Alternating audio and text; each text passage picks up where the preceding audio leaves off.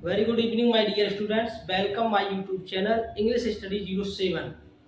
Education and values are the basic. Education and values are the basic. शिक्षा और संस्कार जिंदगी के मूल मंत्र हैं of living life. Education will never let you go. शिक्षा आपको झुकने नहीं देगी.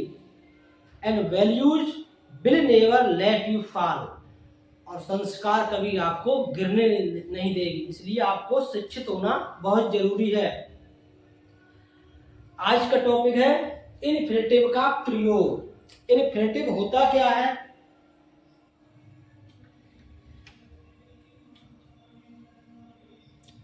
इन्फिनेटिव कैसे बनता है? यह वर्ब के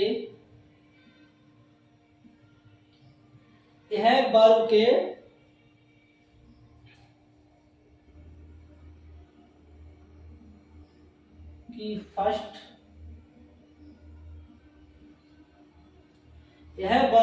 फर्स्ट फॉर्म से पहले क्या लगाने से बनता है? टू लगाने से बनता है. फॉर्म से पहले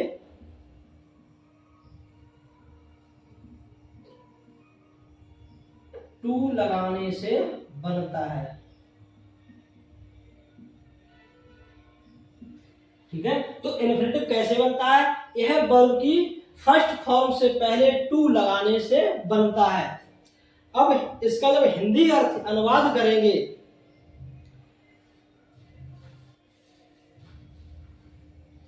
हिंदी अर्थ क्या होगा इसका?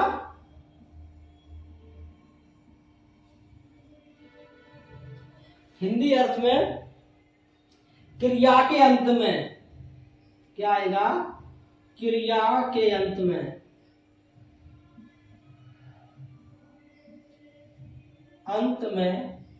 ना नी ने. तो हिंदी जब अर्थ करेंगे क्रिया के अंत में क्या आएगा? ना नी ने लगा होता है. ठीक है. तो क्या लगा होगा? ना नी ने.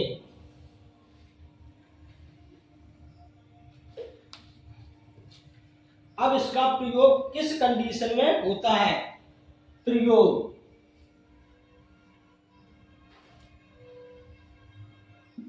यह उद्देश्य क्या करता है? यह उद्देश्य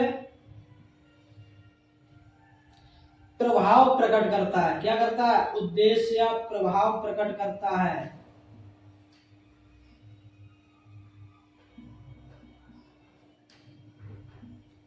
ठीक है. तो यह वर्ब की फर्स्ट फॉर्म से पहले टू लगाने से बनता है. अर्थ जब हिंदी अनुवाद करेंगे तो ना नी में लगा होता है. यह उद्देश्य और प्रभाव प्रकट करता है. अब एग्जाम्पल के द्वारा समझते हैं. For example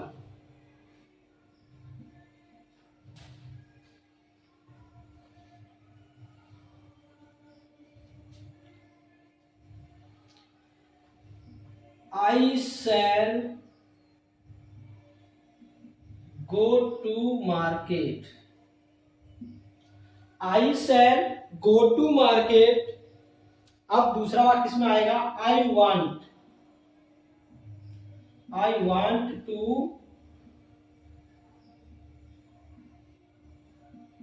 buy the book. मैं बाजार जाऊंगा. अनुवाद क्या हुआ इसका? मैं बाजार जाऊंगा. I want to buy the book. मैं पुस्तक खरीदना चाहता हूं. अब जब इसको सिंपल सेंटेंस बनाएंगे तो क्या बनेगा? इन्फिनेटिव का प्रयोग करके सिंपल सेंटेंस बनाएंगे तो क्या आएगा? आई शैल गो टू मार्केट. मैं बाजार जाऊंगा क्या करने? टू. अभी क्या बताया था? यह वर्ब की फर्स्ट फॉर्म से पहले क्या लगाएंगे? टू लगाने से बनता है. तो वर्ब की एमबी फर्स्ट बाई. क्या है? बाई. तो टू बाई द बुक्स क्या बना? To buy the book. ठीक है. तो I shall go to market to buy the book. मैं बाजार पुस्तक खरीदने जाऊंगा. अब अर्थ क्या निकला? खरीदने. हिंदी हिंदी अनुवाद करने में क्या आया, खरीदने आया ने, तो क्रिया के अंत में ना नी ने शब्द लगा होगा। तो मैं बाजार पुस्तक खरीदने जाऊंगा, ये हमारा बना क्या, सिंपल सेंटेंस। क्या बना, सिंपल सेंटेंस। सिंपल सेंटेंस किसे कहते हैं, सिंपल सेंटेंस में कम से कम एक फिनिट वर्ब अवश्य होती है। ठीक है,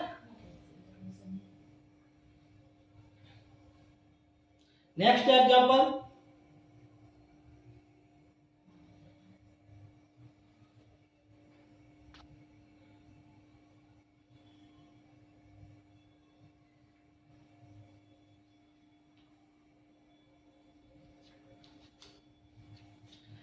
I have only one servant.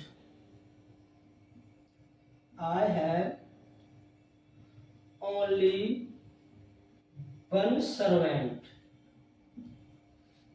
मेरे पास केवल एक नौकर है, मेरे पास केवल एक नौकर है। अब वो क्या करता, क्या है, he cooks my food, वह मेरा भोजन बनाता है।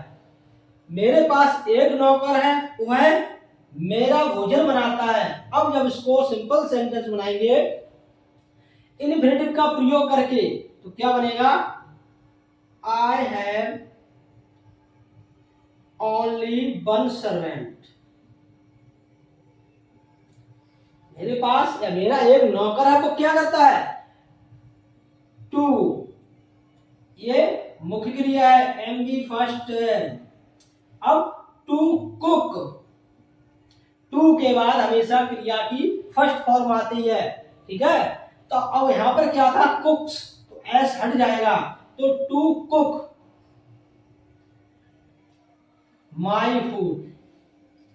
इन्फिनेटिव वर्ब वो क्रिया होती है जिस पर हमारे सब्जेक्ट का कोई भी इंपैक्ट, असर नहीं पड़ता है, और फिनेटिव वर्ब पर सब्जेक्ट का असर पड़ता है।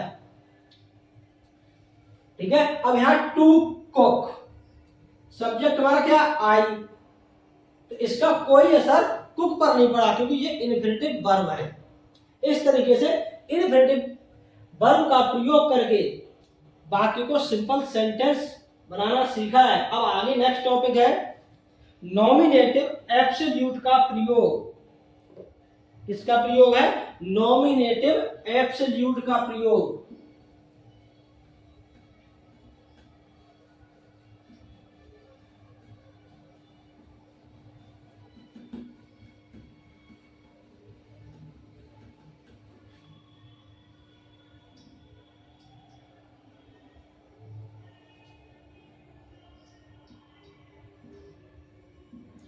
नॉमिनेटिव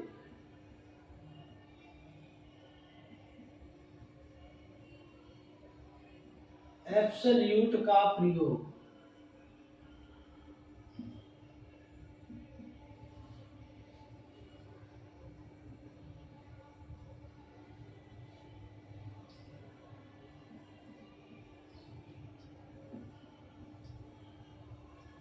एब्सोल्यूट का प्रयोग, ठीक है। अब नॉमिनेटिव एब्सोल्यूट का प्रयोग करके भी बाकी को सिंपल ही बनाएंगे। पहले किससे सीखा था, पार्टिसिपल के द्वारा, फिर आया था इन्फिनेटिव, अब आया है नॉमिनेटिव एब्सोल्यूट का प्रयोग करके। अब इसका प्रयोग कब करते हैं, जब दोनों वाक्यों में, जब दोनों वाक्यों में सब्जेक्ट्स अलग अलग हों।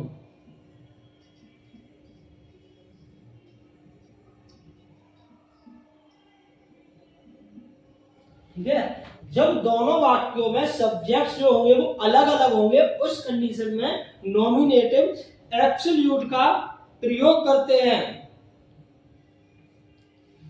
तथा उनमें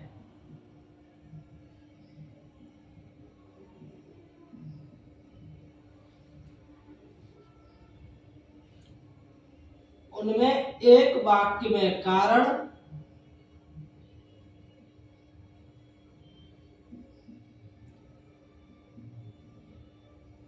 व दूसरे वाक्य में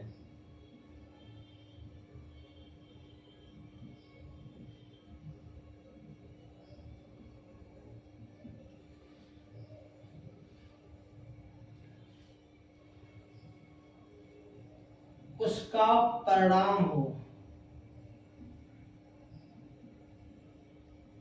परिणाम दिया गया हो। ठीक है। जब दोनों वाक्यों में सब्जेक्ट अलग अलग हो तथा उनमें एक वाक्य में कारण होगा व दूसरे वाक्य में उसका परिणाम दिया होगा गया है तो नॉमिनेटिव एब्सोल्यूट का प्रयोग करेंगे।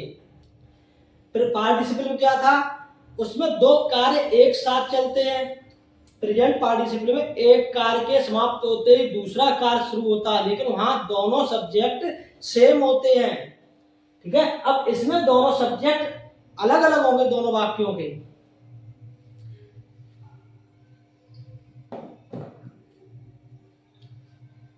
अब नियम, अब हम किस प्रकार से बदलेंगे। ठीक है।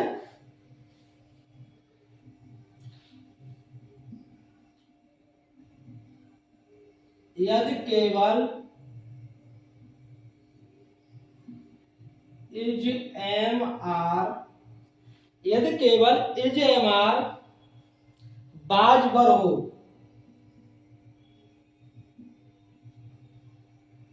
वर्ब बाजबर हो तो बीइंग क्या लगाएंगे, बीइंग का प्रयोग करते हैं। किसका करेंगे, बीइंग का प्रयोग। ठीक है। यदि केवल इजेमार बाजबर वाक्य में आता है तो इजेमार को बदल करके किसका प्रयोग करेंगे, बीइंग का प्रयोग करेंगे। अब फॉर एग्जांपल देखते हैं, the college was over. Example क्या है,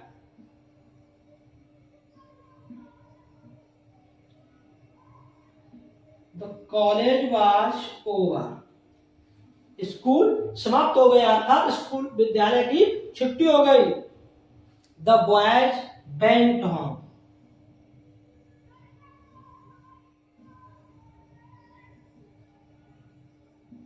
ठीक है। कॉलेज वाज ओवर, दूसरा वाक्य द बॉयज वेंट होम। अब देखिए, जब दोनों वाक्यों में सब्जेक्ट जो होंगे वो अलग अलग होंगे। इसमें सब्जेक्ट क्या है, क्या है, द कॉलेज। ठीक है। अब दूसरे वाक्य में सब्जेक्ट क्या है, द बॉयज। तो क्लियर हुआ, क्लियर क्या हुआ कि जब दोनों वाक्यों में सब्जेक्ट अलग अलग होंगे उस कंडीशन में नॉमिनेटिव एब्सोल्यूट का प्रयोग करेंगे। पहली की कंडीशन क्लियर हुई। अब यदि केवल इज एम आर बाजबर है, ठीक है, ये इज एम आर बाजबर लिंकिंग वर्ब भी होती है और साथ साथ ये हेल्पिंग वर्ब भी होती है, तो बीइंग का प्रयोग करते हैं। तो बाज आ गया है तो क्या बनेगा, the college being over, the college being over, बाज को किस में चेंज किया, बीइंग में। अब कॉमा लगाएंगे, दूसरे वाक्य को जोड़ देंगे, द बॉयज वेंट होम। ठीक है। तो याद रखिए, जब दो वाक्य हैं और दोनों वाक्यों में जो सब्जेक्ट्स हैं वो अलग अलग हैं, उस कंडीशन में नॉमिनेटिव एब्सोल्यूट का प्रयोग करेंगे। अब प्रयोग करने की विधि क्या है, यदि केवल इज एम आर बाजवर आती है तो हम इज एम आर बाजवर को बीइंग में बदल देंगे। किसमें बदलेंगे, बीइंग में बदलेंगे। ठीक है। नेक्स्ट एग्जांपल देखते हैं, द पोस्ट वाज वैकेंट।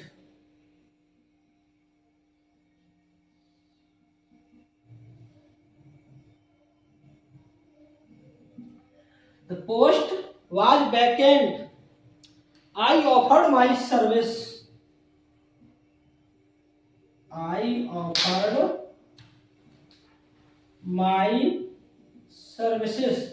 ठीक है, पोस्ट खाली होने पर मैंने अपनी सेवा दी।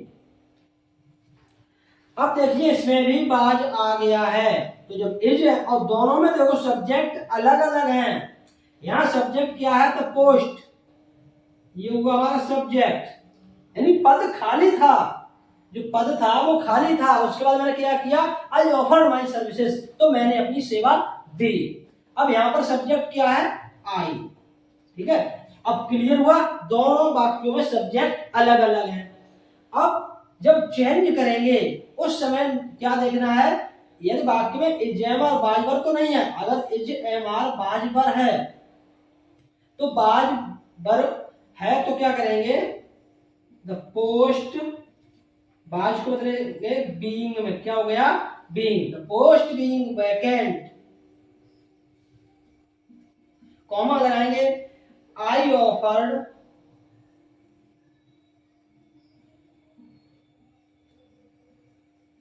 My services. ठीक है, ये क्लियर हुआ। याद रखिए, जब दोनों वाक्यों में सब्जेक्ट अलग होगा तो हम नॉमिनेटिव एब्सोल्यूट का प्रयोग करेंगे। अब एक वाक्य में कारण है तो दूसरे में उसका परिणाम है। पहले देखिए, कॉलेज की छुट्टी हुई है तभी तो बच्चे गए हैं, एक में कारण है तभी तो परिणाम ये आया, स्कूल की छुट्टी हुई, बच्चे घर गए।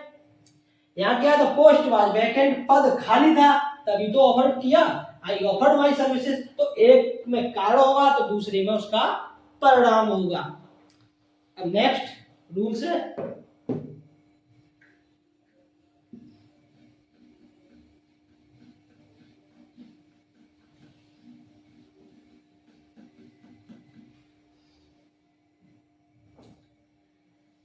यदि कोई, सेकंड पॉइंट क्या है, यदि कोई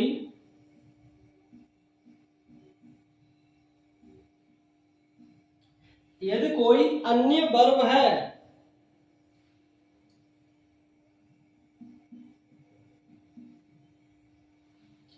यदि कोई अन्य वर्ब हो, इज एम आर बाज वर्ब को छोड़कर अगर कोई अन्य वर्ब आती है तो किससे बनाएंगे, हैविंग प्लस,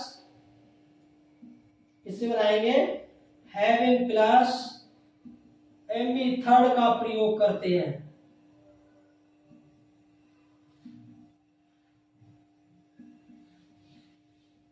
ठीक है, एजएम और बाज बार अगर नहीं आता है, यदि कोई अन्य वर्ब आती है उस समय हैविंग प्लस एमी थर्ड का प्रयोग करके वाक्य को सिंपल सेंटेंस बनाएंगे। एग्जांपल देखते हैं,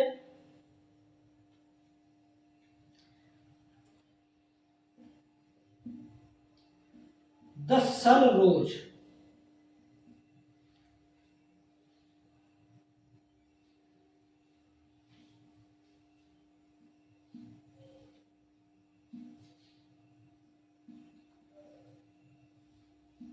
द फॉग डिसअपियर।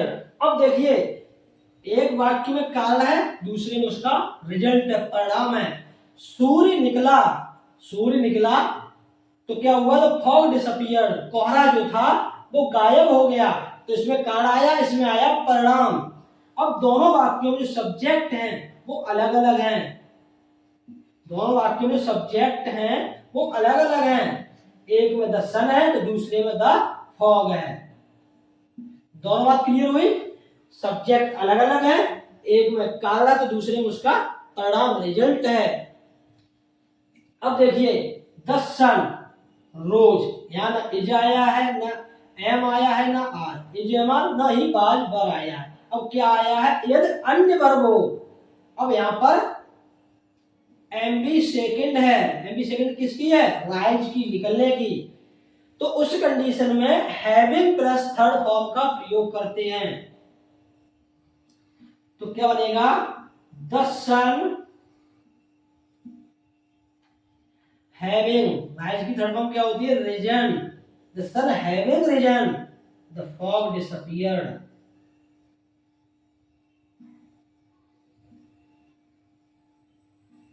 ठीक है, तो याद रखिए, अगर एजेमर बाजवर आता है उस कंडीशन में एजेमर बाजवर को बीइंग में बदल देंगे। अगर कोई अन्य वर्ब आती है उस कंडीशन में हैविंग प्लस एमबी थर्ड का प्रयोग करते हैं। और नॉमिनेटिव एब्सोल्यूट के प्रयोग के लिए ये बात याद रखें, दोनों वाक्यों में सब्जेक्ट अलग होंगे, एक में कारण होगा तो दूसरे में उसका रिजल्ट होगा। नेक्स्ट एग्जांपल देखते हैं। The police arrived,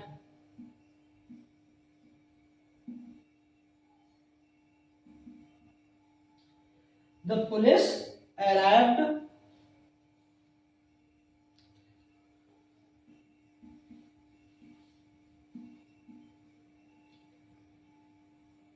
the rovers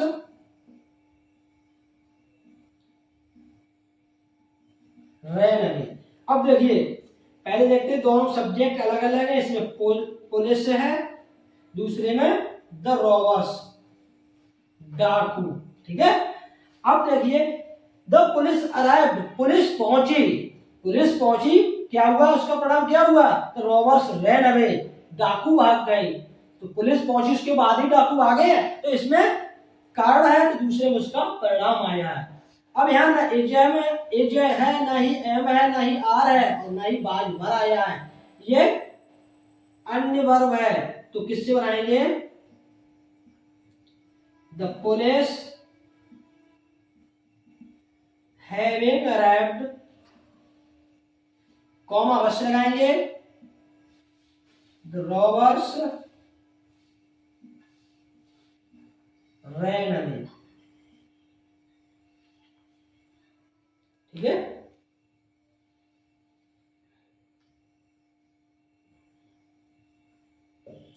अब नेक्स्ट थर्ड पॉइंट आता है,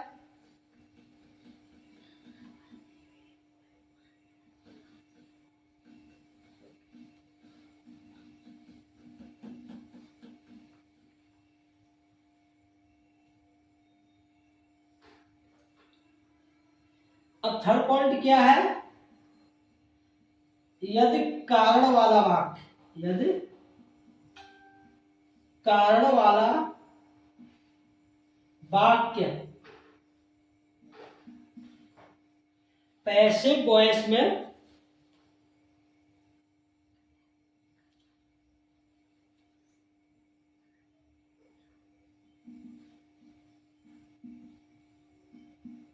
हो तो हैविंग प्लस बीन प्लस एमी थर्ड का प्रयोग करेंगे। ठीक है, यदि कारण, जिसमें कारण रीजन दिया है और वो वाक्य पैसिव में है, तो वाक्य में क्या लगाएंगे, हैविंग बीन एमी third.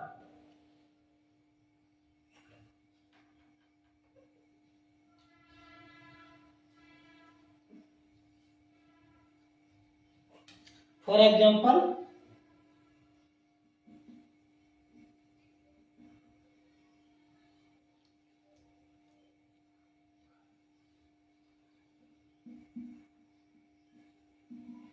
The king was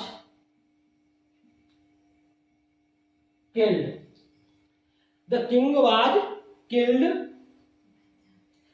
his army ran away।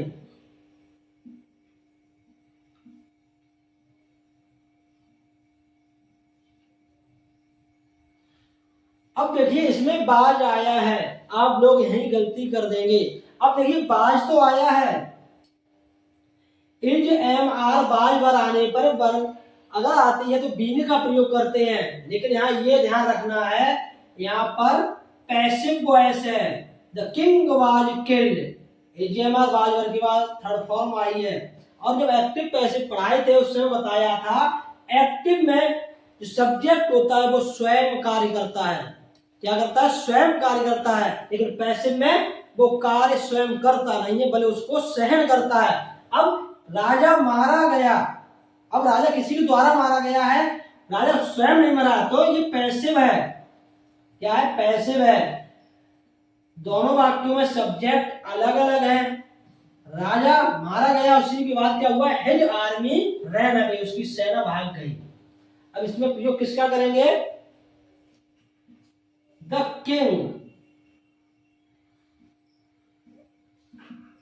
Having been killed. ठीक है, the king having been killed, his army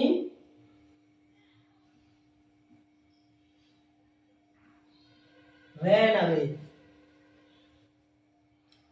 next example,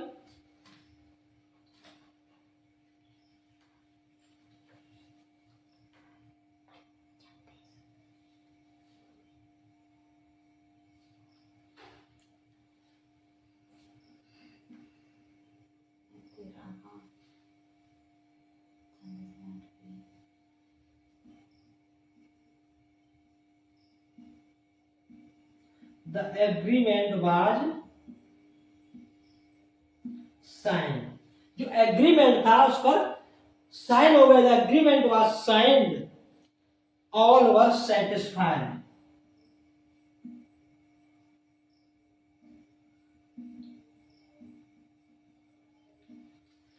all were satisfied. अब देखिए, बार यहां आया है, बर यहां आया है। ठीक है, दोनों वाक्यों में बार जो बर आया है, लेकिन रूल्स क्या कहता है? यदि कारण वाला वाक्य पैसिव वॉइस में हो। अब कारण क्या है? द एग्रीमेंट वाज साइंड, जो एग्रीमेंट था उस पर साइन हो गए। क्यों हुए?